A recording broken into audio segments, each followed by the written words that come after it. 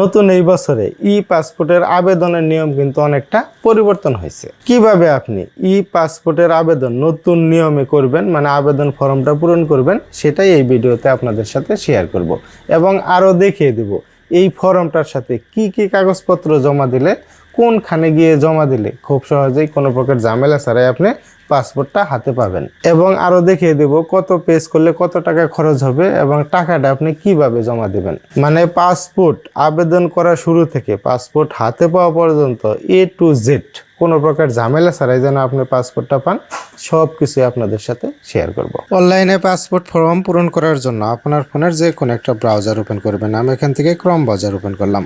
Search বারে এখানে লিখবেন অনলাইন পাসপোর্ট অ্যাপ্লিকেশন, তারপরে সার্চ দিবেন।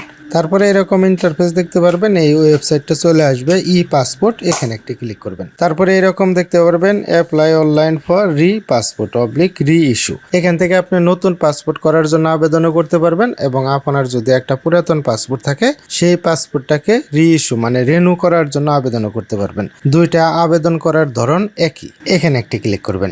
আর ইউ অ্যাপ্লাইং ফ্রম বাংলাদেশ, তারপর প্রশ্নবোধক চিহ্ন। এখানে প্রশ্ন করছে যে আপনি কি বাংলাদেশ থেকে অ্যাপ্লাই করতেছেন না অন্য কোনো দেশ থেকে অ্যাপ্লাই করতেছেন।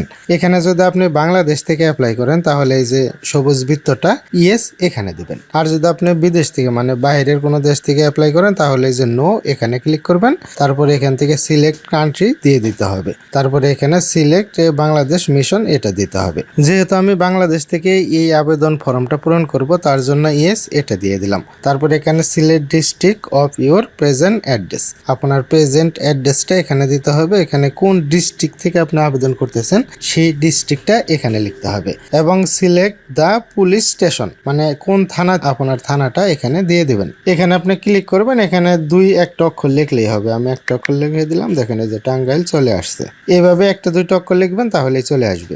ডিস্ট্রিক্ট এবং থানা সিলেক্ট করার পর এখান থেকে কন্টিনিউ করে দেবেন। কন্টিনিউ করে দিলাম। তারপরে এখানে ইমেইল অ্যাড্রেস দিতে হবে। আপনাদেরকে বলে রাখি একটা ইমেইল দিয়ে আপনি 4টা আবেদন করতে পারবেন, তবে অনেক সময় একটা ইমেইল দিয়ে 2টা 3টা আবেদন করতে গেলে ঝামেলা হয়। আপনি চেষ্টা করবেন যে নতুন একটা ইমেইল খুলে, মানে যে ইমেইল দিয়ে আপনি কখনোই পাসপোর্টের আবেদন করেন নাই সেই ইমেইল, নতুন অথবা পুরাতন হোক সমস্যা নাই, যে ইমেইল দিয়ে কখনোই পাসপোর্টের আবেদন করেন নাই সেই রকম একটা ইমেইল এখানে দিবেন। ইমেইল ঠিকানা এখানে দেওয়ার পরে যে আই এম হিউম্যান এখানে একটি টিক দিয়ে দিবেন। এখানে দেখবেন টিকটা চলে আসবে। টিকটা চলে আসার পরে এখান থেকে আপনি কন্টিনিউ করে দিবেন। আমি কন্টিনিউ এখানে ক্লিক করে দিলাম। নেক্সট স্টেপে চলে আসবে। এখানে দেখতে পারবেন ইমেল ঠিকানাটা এবং এখানে পাসওয়ার্ড দিতে হবে। অনেকেই বলেন যে ভাই আমি পাসওয়ার্ড দিই, কিন্তু পাসওয়ার্ড নেয় না, অনেক ঝামেলা করে। আমি এই স্ক্রিনে আপনাদেরকে যেরকম পাসওয়ার্ড দেখাচ্ছে এরকম ভাবে স্ট্রং পাসওয়ার্ড দিতে হবে। আপনি যদি শুধু ফোন নাম্বার দেন, আপনার নাম দেন, জন্ম তারিখ দেন, 1 2 3 4 5 6 7 8 এইভাবে দেন, তাহলে এই ইজি পাসওয়ার্ড গুলা কিন্তু এখন আর নেবে না। স্ক্রিনে আপনাকে যেরকম পাসওয়ার্ড দেখাচ্ছি এরকম পাসওয়ার্ড দেওয়ার চেষ্টা করবেন। লেখাটা একটু অন্যরকম দিবেন, তাহলে দেখবেন এক চান্সে ওই পাসওয়ার্ডটা নিয়ে নেবে। পাসওয়ার্ডটা এখানে দিবেন এবং রেফার্ড পাসওয়ার্ড মানে এই পাসওয়ার্ডটা এখানেও দিবেন। দুইটা একই পাসওয়ার্ড দিবেন। তারপরে এখানে দেখেন এখানে একটু উপরের দিকে যায়। উপরের দিকে যাওয়ার পর ফুল নেম এস পার NID BRC। আপনি যখন এই পাসপোর্টের আবেদন ফর্ম পূরণ করবেন NID কার্ডটি আপনার কাছে রাখবেন, কারণ NID তে যেভাবে যা যা আছে, ঠিকানা যেভাবে আছে, পিতামাতার নাম যেভাবে আছে সেইভাবে দিবেন। দেখেন এখানে কিন্তু নাম দেওয়ার 2টা অপশন আছে, গিভেন নেম অপশনাল, তারপরে আছে সার নেম অপশনাল। এটা না দিলেও হবে, কিন্তু আপনার যদি 2টা নাম হয় তাহলে আপনি গিভেন নেম মানে প্রথমের যে নামটা সেটা এখানে দিবেন এবং লাস্টের যে নামটা সেটা এখানে দিবেন। যেমন ধরে নিলাম আপনার নাম রুবেল মাহমুদ, তাহলে এখানে কি করবেন, গিভেন নেম এখানে লিখবেন রুবেল এবং সার নেম এখানে লিখবেন মাহমুদ। তারপরে একটু উপরের দিকে যাই। একটু উপরের দিকে যাওয়ার পরে এখানে দেখেন এই যে আছে মোবাইল নাম্বার। এখানে আপনার সচল একটা মোবাইল নাম্বার দিবেন। আপনি এখানে যে নাম্বারটা দিবেন সব রিপোর্ট মানে সবকিছুই কিন্তু মেসেজের মাধ্যমে ওই নাম্বারেই জানানো হবে। সবকিছু এখানে সুন্দরভাবে পূরণ করে দিবেন, নির্ভুলভাবে। 1বার 2বার চেক দিয়ে নেবেন। তারপরে আপনি কি করবেন, আই এম হিউম্যান নির্ভুলভাবে করবেন এই জন্যই যে আপনি একটা NID কার্ড দিয়ে যদি একবার পাসপোর্টের জন্য আবেদন করেন, যদি সেই আবেদনটা ভুল হয় তাহলে কিন্তু 15 দিনের মধ্যে আপনি এডিট করতে পারবেন না। যে ভুল হয়েছে ওই ভুলটাই ওইভাবে আবেদন করতে হবে। এবং এই পাসপোর্ট আবেদনটা যদি একবার সাবমিট হয়ে যায়, সেটাকে পুনরায় আবার যদি আপনি ওই এনআইডি কার্ড দিয়ে আবেদন করতে চান, করতে পারবেন না। করার জন্য আপনার কি করতে হবে, পাসপোর্ট অফিসে যেতে হবে, ওই আবেদনটা বাতিল করতে হবে, তারপরে আপনি নতুন করে আবেদন করতে পারবেন। তাই আমি আপনাদেরকে সাজেস্ট করব যে আপনি অবশ্যই সঠিকভাবে নির্ভুলভাবে 2-3 বার দেখে তারপরে সাবমিট করবেন। ক্রিয়েট অ্যাকাউন্ট এখানে একটি ক্লিক করে দিবেন। তারপরে এরকম দেখতে পারবেন an email was sent to. তারপরে আপনার ইমেল ঠিকানাটা দেখাবে, check your email and activate your e passport account by clicking the activation link. মানে আপনার এই ইমেলে একটা লিঙ্ক দিছে, সেই লিঙ্ক থেকে আপনার এই আবেদনটা করতে হবে। আপনার ওই ইমেলে যদি লিঙ্ক না যেয়ে থাকে, তাহলে আপনি কি করবেন, অ্যাক্টিভেশন ইমেল এই যে রিসেন্ট এখানে ক্লিক করবেন, তাহলে দেখতে পারবেন আবার ওই লিঙ্কটা চলে যাবে। অনেক সময় দেখা যায় লিঙ্ক যেতে একটু সময় নেয়, সেক্ষেত্রে একটু সময় অপেক্ষা করবেন। আর যদি দেখেন একটু সময় নেওয়ার পরেও আপনার ওই লিঙ্কটা ওইখানে আপনার ওই ইমেলে পাচ্ছেন না, তাহলে রিসেন্ট এখানে একটি ক্লিক করে দিবেন, তাহলে দেখতে পারবেন লিঙ্কটা চলে যাবে। এখন এখানের কাজ শেষ। এখান থেকে আমি একবারে ব্যাকে চলে গেলাম। ব্যাকে যাওয়ার পরে আপনার ফোনের ওই জিমেইল অ্যাপটা ওপেন করবেন। এই যে জিমেইল অ্যাপটা ওপেন করে দিলাম। তারপরে এখানে আপনি যে ইমেলটা দিচ্ছেন, সেই ইমেলটা এখানে কিন্তু লগ ইন করা থাকতে হবে। সেই ইমেইলে দেখেন এই মেসেজটা চলে আসছে। অনেক সময় দেখা যায় এখানে এই মেসেজটা মানে এই লিঙ্কটা দেখায় না। যদি আপনার ফোনে এই লিঙ্কটা না দেখায় আপনার ইমেইলে, আপনি কি করবেন, এই যে উপরের দিকে 3 লেস আইকন এখানে একটা ক্লিক করবেন। তারপরে এখানে দেখতে পারবেন একটু উপরে যাওয়ার পরে এই যে SPM এখানে ক্লিক করবেন, তাহলে দেখতে পারবেন ওই লিঙ্কটা আপনি এখানে পেয়ে যাবেন। যদি আপনার এখানে না দেখায়, আমার এখানে আসছে, এখানে আমি ক্লিক করে দিলাম। তারপর এখানে ক্লিক করতে হবে, এই যে লিঙ্কের উপরে একটা ক্লিক করে দেবেন। আপনি কিছুক্ষণ আগে যে পাসওয়ার্ডটা দিচ্ছেন, সেই পাসওয়ার্ডটা এখানে দিতে হবে। আমি এখানে পাসওয়ার্ড দিয়ে দিচ্ছি। পাসওয়ার্ড দেওয়া হয়ে গেলে আই এম হিউম্যান এখানে এই টিকটা দিয়ে দিবেন। এখন যখন এখানে এই টিকটা চলে আসবে, দেখেন এই টিকটা কিন্তু চলে আসছে, সাইন ইন এখানে ক্লিক করবেন। Apply for a new E passport এখানে একটি ক্লিক করবেন। এখানে আসছে পাসপোর্ট টাইপ। একটু নিচের দিকে আসি। নিচের দিকে আসার পরে দেখেন এখানে আছে অর্ডিনারি পাসপোর্ট এবং অফিসিয়াল পাসপোর্ট। আপনি যদি সরকারি চাকরি করেন, আপনি যদি সরকারি চাকরিজীবী হন, তাহলে অফিসিয়াল পাসপোর্ট আপনি করতে পারবেন।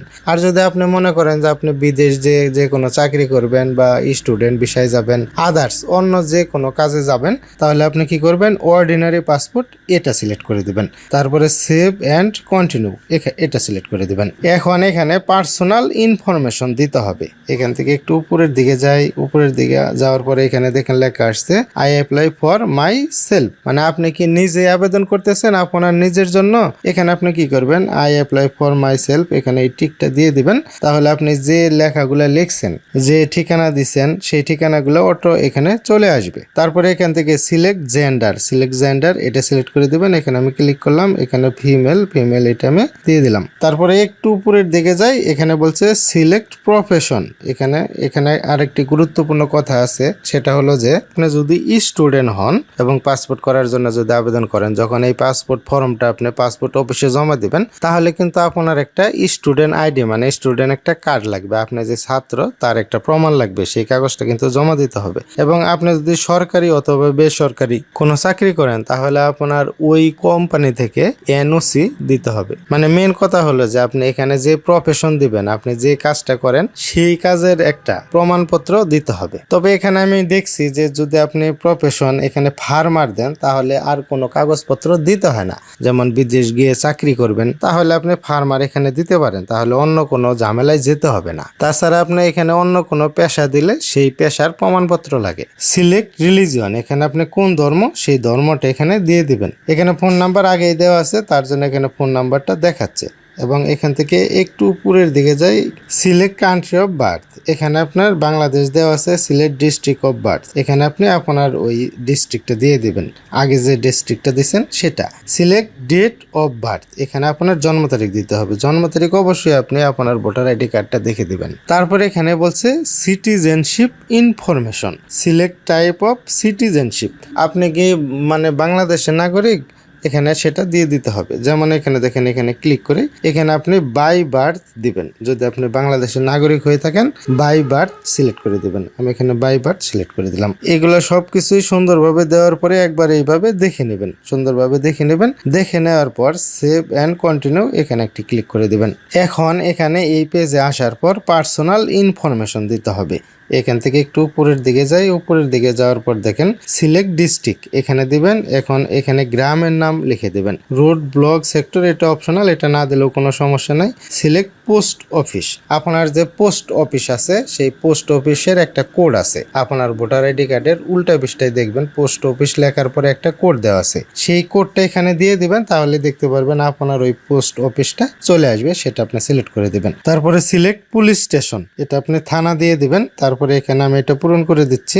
একটু নিচের দিকে আসার পরে এখানে দেখতে পারবেন present address is the same as permanent, মানে আপনার প্রেজেন্ট অ্যাড্রেস এবং পার্মানেন্ট অ্যাড্রেস যদি একই হয় তাহলে এখানে টিকটা দিয়ে দিবেন। এই টিকটা আমি দিয়ে দিলাম, তাহলে দেখবেন এটা পূরণ হয়ে যাবে। এগুলো আর পূরণ করতে হবে না, যেহেতু আপনার বর্তমান ঠিকানা এবং স্থায়ী ঠিকানা একই। তারপরে এখানে দেখতে পারবেন রিজিওনাল পাসপোর্ট অফিস, এটাই সিলেক্ট করা থাকবে। আপনি এখান থেকে সেভ অ্যান্ড কন্টিনিউ করে দিবেন। এখান থেকে আমি সেভ অ্যান্ড কন্টিনিউ করে দিলাম। তারপরে এখানে আইডি ডকুমেন্ট দিতে হবে। একটু নিচের দিকে আসি, নিচের দিকে আসার পরে এখানে আপনার আইডি নাম্বারটা দিয়ে দিবেন। এই যে ন্যাশনাল আইডি নাম্বার এখানে দিতে হবে সুন্দরভাবে। এখানে আরো কয়েকটা অপশন দেখাইছে।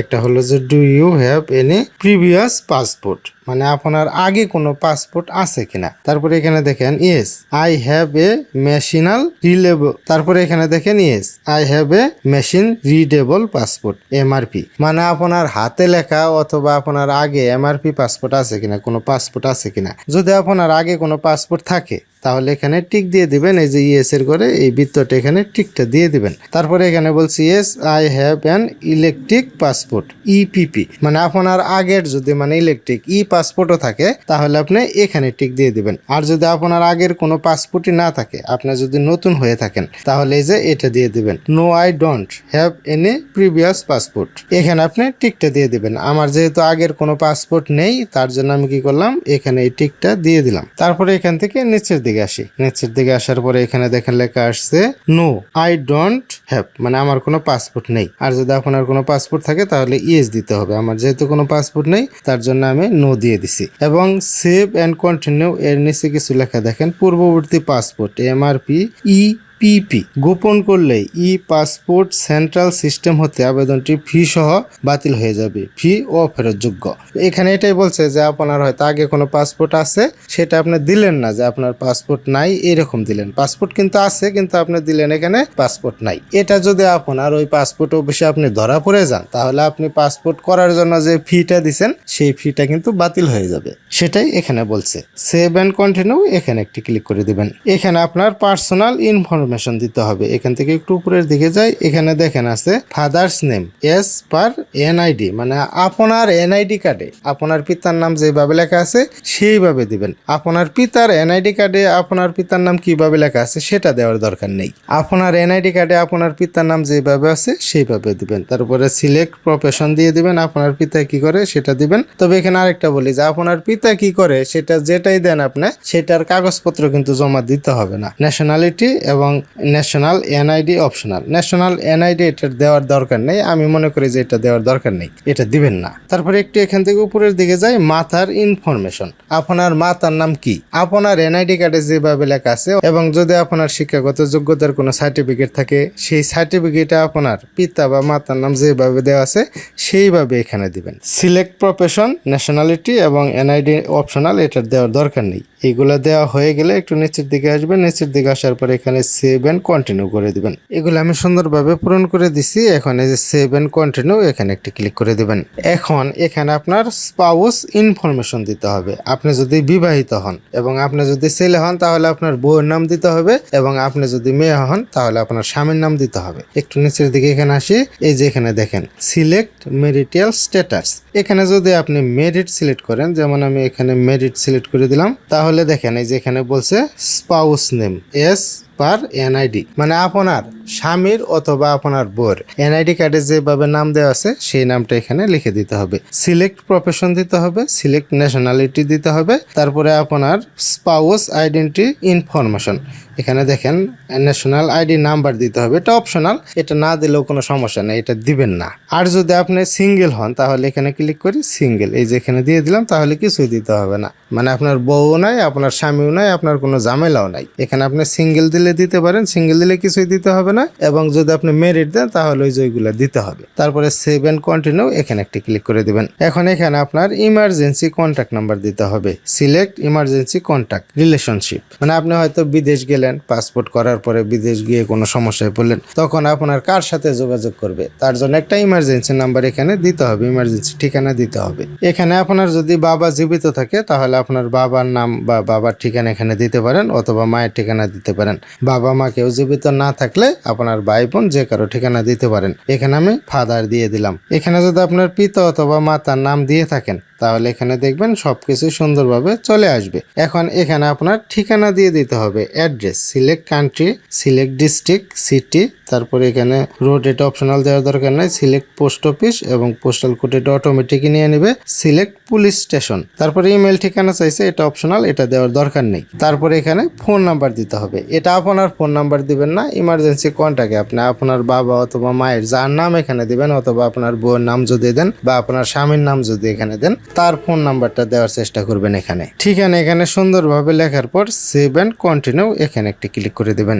আমাদের ফর্মটা পূরণ করা প্রায় শেষের দিকে, একটু উপরের দিকে যাই। উপরের দিকে যাওয়ার পর এখানে দেখেন পাসপোর্ট অপশন, এখানে বলছে পাসপোর্ট পেজ। পাসপোর্ট পেজ মানে বলতে 48 পেজ যদি আপনি করেন 5 বছরের জন্য তাহলে আপনার খরচ হবে 4025 টাকা, এবং আপনি যদি 64 পেজ করেন 5 বছরের জন্য তাহলে 6325 টাকা খরচ হবে, এবং আপনি যদি 48 পেজ করেন 10 বছরের জন্য তাহলে আপনার খরচ হবে 5750 টাকা, এবং আপনি যদি 64 পেজ করেন 10 বছরের জন্য তাহলে আপনার খরচ হবে 8050 টাকা। আপনি যদি বিদেশ চাকরি করার জন্য গিয়ে থাকেন তাহলে আমি আপনাদেরকে সাজেস্ট করব আপনি 48 পেজ দিবেন এবং 10 বছর দিবেন, তাহলে আপনার খরচ হবে 5750 টাকা। আর যদি আপনি ব্যবসা করে থাকেন, বিজনেস করে থাকেন, যদি আপনার এমন হয় যে আপনি হয়তো 2 মাস, 1 মাস বা মাসে 2-3 বার আপনি বিদেশ যান, তাহলে আপনি কি করবেন 64 পেজ দিবেন। 64 পেজ দিলে একটু খরচ বেশি হবে কিন্তু আপনি লাভবান হবেন। আর যদি আপনার চিন্তা ভাবনা থাকে বিদেশ গিয়ে আপনি চাকরি করবেন তাহলে আপনি কি করবেন 48 পেজ দিবেন, তাহলে আপনার খরচটা একটু কম হবে। এখানে সুন্দরভাবে আপনি এইভাবে সিলেক্ট করার পরে দেখে নেবেন কত পেজের দিবেন এবং বছর কত ইয়ার্সের জন্য করবেন। তারপরে এখান থেকে সেভ এন্ড কন্টিনিউ এখানে ক্লিক করে দিবেন। এখানে আসার পরে একটু নিচের দিকে আসবেন। নিচের দিকে আসার পরে এখানে দেখেন রেগুলার ডেলিভারি, এক্সপ্রেস ডেলিভারি এবং super express delivery. Regular delivery বলতে বোঝাচ্ছে যে আপনি এটা 21 দিনের মধ্যে আপনি এই পাসপোর্টটা আপনার হাতে পাবেন। হয়তো কোনো ক্ষেত্রে 2-1 দিন দেরি হয়, 1 মাসও লেগে যায়, কিন্তু এখানে 21 দিনের কথা বলছে রেগুলার বলতে। তারপরে এক্সপ্রেস এখানে যদি আপনি ক্লিক করেন এটা দেখেন একটু খরচ কিন্তু বেশি হবে, এটা হবে কি আপনার 7 দিনের মধ্যে পাবেন। সুপার এক্সপ্রেস ডেলিভারি এটা যদি আপনি সিলেক্ট করেন খরচ দেখেন আরো বেড়ে গেছে, এটা আপনি 3 দিনের মধ্যে পাবেন। আপনার যদি পাসপোর্ট অতটা ইমার্জেন্সি না হয়, 1 মাস পরে হলেও হবে, এরকম যদি হয় তাহলে আপনি রেগুলার ডেলিভারি এটা সিলেক্ট করে দিবেন, খরচটা একটু কম হবে। সেভ এন্ড কন্টিনিউ করে দিবেন, এখান থেকে সেভ এন্ড কন্টিনিউ করে দিলাম। এখন আমাদের এই ফর্মটা পূরণ করা কমপ্লিট।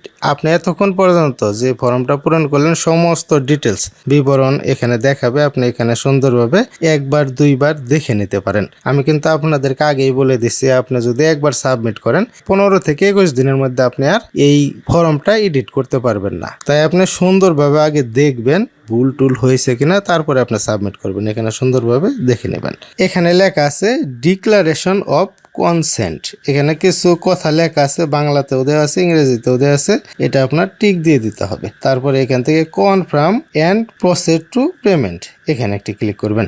এখানে ক্লিক করার পর কনফার্ম প্রসেড টু পেমেন্ট, আবার এখানে একটি ক্লিক করবেন। এখন এখানে দেখেন পেমেন্ট অপশন চলে আসছে, অনলাইন পেমেন্ট এবং অফলাইন পেমেন্ট। অনলাইন পেমেন্ট করলে সুবিধা কি অসুবিধা কি সেটাও বলে দিচ্ছি, অফলাইন পেমেন্ট করলে সুবিধা কি অসুবিধা কি সেটাও বলে দিচ্ছি। অনলাইনে যদি পেমেন্ট করেন একটা সুবিধা আর সবই অসুবিধা। একটা সুবিধা হলো যে আপনার কোথায় যেতে হচ্ছে না, আপনার মোবাইল দিয়ে বিকাশ বা রকেট নগদের মাধ্যমে আপনি অনলাইনে পেমেন্টটা করতে পারবেন। কিন্তু অনলাইনে যদি আপনি পেমেন্ট করেন সমস্যাটাই বেশি, সেটা হলো যে যেমন ধরেন আপনি যে পাসপোর্ট ফর্মটা পূরণ করলেন এই পাসপোর্ট ফর্মটাতে দেখা গেল গেল কোনো ভুল হয়েছে, হয়তো পূরণ করার 1 দিন 2 দিন পরে দেখতে পারলেন, অথবা পাসপোর্ট অফিসে নিয়ে যাওয়ার পরে ভুল ধরা পড়লো, তখন আপনি অনলাইনে যে পেমেন্টটা করছেন সেই পেমেন্টটা আপনার বাতিল হয়ে যাবে, আপনার এই ফর্মটাও বাতিল হয়ে যাবে, ওই পেমেন্টটাও বাতিল হয়ে যাবে। আর যদি আপনি অফলাইনে মানে কোনো ব্যাংকে গিয়ে এই পেমেন্টটা করেন তাহলে একটা সুবিধা আছে, সেটা হলো যে আপনি যে ফর্মটা পূরণ করলেন এই ফর্মটা যদি কোথাও কোনো ভুল হয়ে থাকে, পাসপোর্ট অফিসে যখন আপনি জমা দিলেন পাসপোর্টের অফিসারেরা যদি কোনো ভুল ধরে থাকে, আপনার এই ফর্মটা বাতিল হয়ে যাবে, কিন্তু আপনি যে অফলাইনে পেমেন্টটা করছেন এই পেমেন্টটা বাতিল হবে না। আপনি আবার নতুন করে একটা ফর্ম পূরণ করতে পারবেন, আগে যে পেমেন্টটা করছেন অফলাইনে ওই পেমেন্ট দিয়ে আপনি ওই আবেদনটা আবার করতে পারবেন। তাই আমি আপনাদেরকে সাজেস্ট করব আপনারা সবসময় অফলাইনে পেমেন্ট করবেন, তাহলে আপনার টাকা মার যাওয়ার সম্ভাবনা একবারেই থাকবে না। অনলাইনে পেমেন্ট করলে টাকা মার যাওয়ার সম্ভাবনা থাকে যদি আপনার পাসপোর্ট ফর্মটা বাতিল হয়। এখানে আমি যেটা বললাম একটু বুঝে শুনে কাজ করবেন, চিন্তা ভাবনা করে কাজ করবেন। এখানে আমি অফলাইন পেমেন্ট এটা সিলেক্ট করে দিলাম, তারপরে এখানে কন্টিনিউ করে দিলাম। এখন আপনি এরকম দেখতে পারবেন, দেখেন এখানে অ্যাপ্লিকেশন সামারি, এই যে প্রিন্ট সামারি, এটা কিন্তু আপনার অবশ্যই প্রিন্ট করতে হবে। প্রিন্ট সামারি এখানে একটি ক্লিক করলাম, এখানে ক্লিক করার পর এখান থেকে আপনি যে পেপার সাইজ সিলেক্ট করে নেবেন। এখন এই যে প্রিন্ট সামারিটা দেখাচ্ছে, এই প্রিন্ট সামারিটা অবশ্যই আপনার যে কোনো কম্পিউটারের দোকান থেকে প্রিন্ট করে নিতে হবে, কারণ আপনি যখন অফলাইনে পেমেন্ট করবেন এই প্রিন্ট সামারিটা কিন্তু দেখাইতে হবে। এটা আপনি আপনার ব্যাংকে জমা দিবেন, তারপরে এটা দেখে আপনার ওই পেমেন্টটা তারা গ্রহণ করবে। এটা আপনি অবশ্যই ডাউনলোড করে নেবেন এবং প্রিন্ট করে নেবেন। তারপরে ব্যাকে আসি, এখানে দেখেন download application form for printing, এখানে একটি ক্লিক করবেন। এখানে ক্লিক করার পর এখানে আপনি যে ফর্মটা পূরণ করছেন 3 পাতার সেই ফর্মটা এখানে চলে আসবে। এটাও আপনি আপনার যে কোনো কম্পিউটার দোকান থেকে প্রিন্ট করে নেবেন। আমরা এতক্ষণ পর্যন্ত যে ফর্মটা পূরণ করলাম দেখেন এই ফর্মটা কিন্তু চলে আসছে, মানে পূরণ করা কমপ্লিট হয়ে গেছে, আবেদনের কাজ কমপ্লিট। এখন এই আবেদনের সাথে এবং প্রিন্ট সামারির সাথে আরো কি কি কাগজপত্র নিয়ে পাসপোর্ট অফিসে জমা দিবেন সেটা বলে দিচ্ছি। এই আবেদনের সাথে পাসপোর্ট অফিসে আরো কি কি কাগজ জমা দিবেন সেটা দেখার জন্য আবার আপনার ফোনের ক্রোম ব্রাউজার ওপেন করবেন।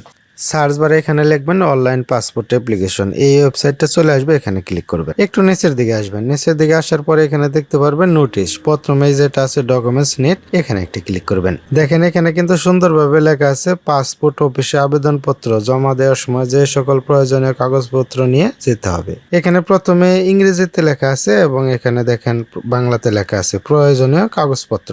1 নাম্বার আছে আবেদনপত্রের সারাংশের প্রিন্ট কপি, অ্যাপয়েন্টমেন্ট সহ। আপনি যে আবেদনটা করছেন 3 পাতার ওইটার প্রিন্ট কপি লাগবে, কালার কিন্তু প্রিন্ট কপি লাগবে, এবং অ্যাপয়েন্টমেন্ট সহ।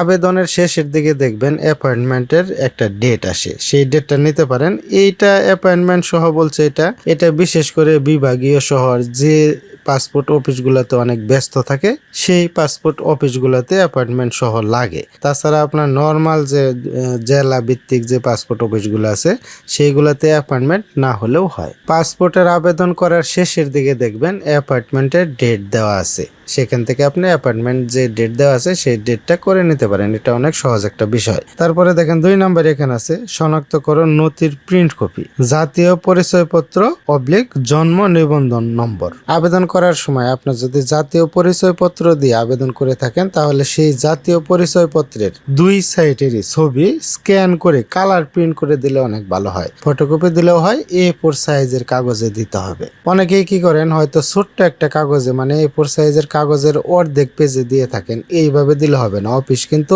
A4 সাইজের কাগজ ছাড়া এলাও করবে না। A4 সাইজের কাগজে আপনার যদি জাতীয় পরিচয়পত্র থাকে তাহলে জাতীয় পরিচয়পত্রের একটা ফটোকপি, অথবা আপনার যদি জাতীয় পরিচয়পত্র না থাকে জন্ম নিবন্ধনের একটা ফটোকপি পাসপোর্ট অফিসে জমা দিতে হবে। 3 নাম্বার আছে payment slip for offline payment only. আপনি আবেদন করার শেষে যে পেমেন্টটা জমা দিচ্ছেন সেটা অনলাইনেই হোক বা অফলাইনেই হোক, আপনি যদি অফলাইনে ব্যাংকে ওই আবেদনের পেমেন্টটা জমা দিয়ে থাকেন আপনাকে একটা স্লিপ দিছে, সেই স্লিপটা এখানে দিতে হবে। এবং আপনি যদি অনলাইনেও টাকা জমা দিয়ে থাকেন তো সেখানেও একটা আপনাকে স্লিপ দিছি, সেই স্লিপটা এখানে দিতে হবে। 4 নাম্বার আছে পূর্ববর্তী পাসপোর্ট এবং ডাটা পেজের প্রিন্ট কপি যদি থাকে। আপনার যদি এমন হয় আপনি এই পাসপোর্টটা করার আগেও আরেকটা পাসপোর্ট করছেন, একটা বা 2টা 3টা বা যে কয়টা পাসপোর্ট করে থাকেন, আপনার যদি আগে কোনো পাসপোর্ট থাকে সেই পাসপোর্টের এই পাতার একটা ফটোকপি জমা দিতে হবে। এবং আপনার যদি 2-3টা পাসপোর্ট থাকে, আপনার লাস্টে যে পাসপোর্টটা করা আছে সেই পাসপোর্টের আপনার দেখবেন পাসপোর্টের ছবি আলা আপনার নাম টাম সবকিছু লেখা আছে এই পাতার একটা ফটোকপি জমা দিবেন। আপনার যদি পূর্ববর্তী মানে আগে কোনো পাসপোর্ট থাকে সেই পাসপোর্টের এই কপিটা এই পাতাটা যদি আপনি ফটোকপি করে জমা না দেন তাহলে কিন্তু আপনার পাসপোর্ট অফিসে আপনার এই আবেদনটা জমা নেবে না। 5 নম্বরে আছে সরকারি চাকরিজীবীদের ক্ষেত্রে GO/NOC যদি থাকে। আপনি যদি সরকারি চাকরিজীবী হয়ে থাকেন অথবা আপনার পাসপোর্ট আবেদনের সময় যদি আপনার পেশা দেন চাকরিজীবী, তাহলে কিন্তু অবশ্যই আপনার GO অথবা NOC দিতে হবে। এখানে বলছে যদি থাকে কোনো কাজ হয় না। আপনার কি করতে হবে, আবেদনের সময় যদি আপনি চাকরিজীবী দেন অবশ্যই আপনার GO অথবা NOC নিতে হবে। তা না হলে পাসপোর্ট অফিসের ওই অফিসারেরা আপনার এই আবেদনটা ঘুরিয়ে দিতে পারে, জমা নেবে না। চাকরিজীবী যদি আপনি পেশা দিয়ে থাকেন পাসপোর্ট আবেদনের সাথে তাহলে আপনি অবশ্যই GO অথবা NOC নিয়ে যাবেন। 6 নম্বরে আছে আবেদনপত্রের প্রিন্ট কপি, মানে আপনি যে 3 পাতার আবেদনটা করছেন সেই আবেদন পত্রের কালার প্রিন্ট কপি লাগবে। সেটা কিন্তু ফটোকপি হলে হবে না বা সাদা কালো হলেও হবে না। 7 নম্বর এখানে আছে তথ্য সংশোধনের ক্ষেত্রে প্রয়োজনীয় কাগজপত্র যদি থাকে। যদি আপনার এমন হয় আপনার আগে হয়তো একটা পাসপোর্ট আছে, সেই পাসপোর্টে হয়তো কোনো কিছু ভুল আছে, সেই ভুলটা আপনি সংশোধন করবেন। তাহলে সংশোধন করার জন্য একটা ফর্ম পাওয়া যায়, সেই ফর্মে আপনি কি সংশোধন করতে চাচ্ছেন সেটা সুন্দরভাবে লিখে সেই ফর্মটাও এই আবেদনপত্রের সাথে পিন মেরে জমা দিতে হবে। প্রয়োজনীয় এই কাগজপত্রগুলা সুন্দরভাবে A4 সাইজের কাগজে আপনি প্রিন্ট করবেন বা ফটোকপি করবেন। তারপরে সব কাগজগুলা একসাথে পিন মেরে পাসপোর্ট অফিসে আপনি জমা দেবেন। তাহলে দেখতে পারবেন আপনার এই পাসপোর্টের আবেদনটা পাসপোর্ট অফিসে যে কর্মকর্তাগুলো আছে তারা জমা নিয়ে নেবে। আমি আপনাদেরকে আরেকটা গুরুত্বপূর্ণ সাজেশন দেই, সেটা হলো যে আপনি রবিবার অথবা বৃহস্পতিবার এই 2 দিন আপনি পাসপোর্ট অফিসে যদি যান দেখবেন অনেক ভিড় হয়। তাই আপনি কি করবেন, সোম মঙ্গল বুধ এই 3 দিনের মধ্যে আপনি আপনার এই পাসপোর্টের আবেদনটা পাসপোর্ট অফিসে জমা দেওয়ার চেষ্টা করবেন। তাহলে দেখতে পারবেন দালাল ছাড়াই নিজেই খুব কম টাকায় কম খরচে সহজভাবে আপনি আপনার পাসপোর্টটা করতে পারবেন। এই ভিডিওটা দেখে এইভাবে যারা পাসপোর্টের জন্য আবেদন করবেন আমি তাদের জন্য দোয়া করি তাদের পাসপোর্টটা যেন খুব সহজেই নির্ভুলভাবে এবং তাড়াতাড়ি হয়ে যায়। দেখা হবে অন্য নতুন কোনো এক ভিডিওতে। আজকের মতো এখানে বিদায়। আল্লাহ হাফেজ।